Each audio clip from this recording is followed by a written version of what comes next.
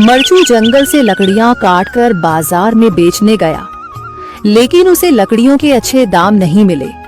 इस पर मरचू ने कहा, अरे भैया, इतने कम पैसे? इन पैसों में तो 2 वक्त का खाना भी नहीं मिलेगा। आप मुझे बहुत ही कम पैसे देते हैं। मैं इतनी मेहनत से लकड़ियां काट कर आता हूँ, लेकिन उनके पैसे मुझे बहुत कम मिलते हैं। भैया, तुम्हारी लकड़ियां होती ही इतनी कमजोर हैं कि मैं इससे ज्यादा पैसे नहीं दे सकता। तुम्हारी लकड़ियों के बस इतने ही पैसे बनते हैं। अरे भैया, कुछ ज्यादा कर दो ना। वो क्या है ना कि इन पैसों का तो कुछ भी नहीं आता। मैं अपनी जिंदगी कैसे गुजारूंगा? भैया, तुम जाकर अच्छी लकड़ियां लाओ, तभी इन लकड़ियों का अच्छा दाम मिल पाएगा, वरना इन लकड़ियों का तो यही दाम है। ये सुनकर मरचू बहुत ज्यादा परेशान हो गया और पैसे लेकर किराने की दुकान से सामान खरीदकर घर आ गया।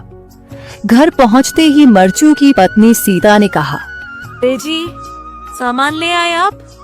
हाँ जी, सामान ले आया हूँ। सीता के चेहरे पर खुशी छा जाती है, लेकिन जब उसने सामान देखा, जी, इसमें तो बहुत थोड़ा सामान है। हाँ सीता, मुझे पता है कि यह सामान बहुत थोड़ा है, लेकिन मैं क्या करूं? मेरे पास जितने पैसे थे, मैं उतने का ही सामान लेकर आ गया हूँ। इस तरह हमारा गुजारा कैसे हो पाएगा जी?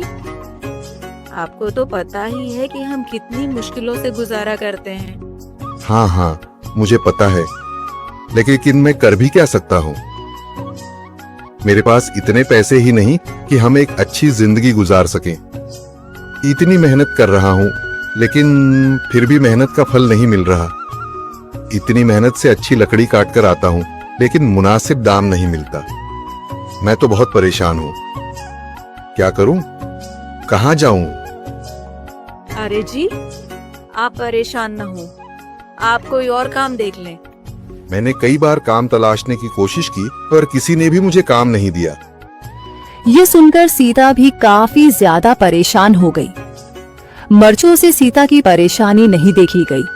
उसने अपनी पत्नी सीता से कहा, मैं फिर से जंगल की ओर जा रहा हूँ। अरे जी, अभी मत जाइए ना, वैसे भी शाम हो रही है। आप कल चले जाइएगा, अभी मत जाइए। ठीक है, अगर तुम रोक रही हो तो मैं नहीं जाता। मैं कल चला जाऊंगा।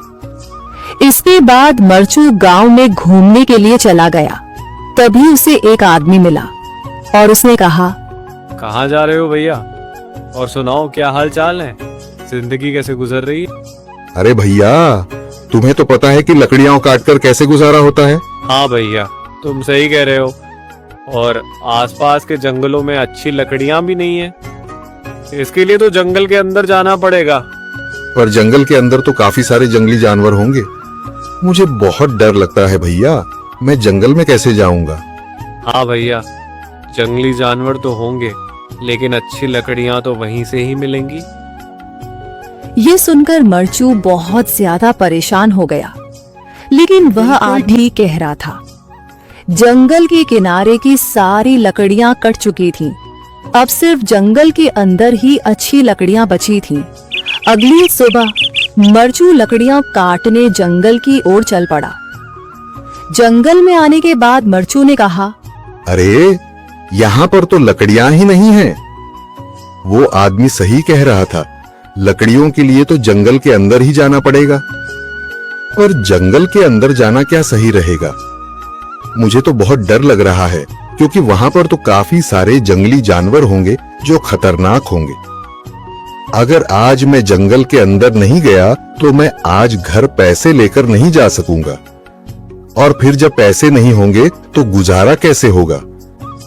मरचू जंगल के बाहर खड़ा सोचता ही रहा और फिर उसने सोचा, अरे, यहाँ पर भी कोई मजबूत पेड़ दिखाई नहीं दे रहा जिससे मैं लकड़ियां काटकर घर ले जा सकूं। लगता है और अंदर जाना पड़ेगा। यही सोचकर मरचू जंगल के अंदर चला गया। अंदर जाने के बाद उसने इधर उधर पेड़ देखे, पर उसे कोई भी अच्छा पेड़ दिखाई नहीं दिया। यह सोचकर मरचू जंगल के और अंदर चला आया।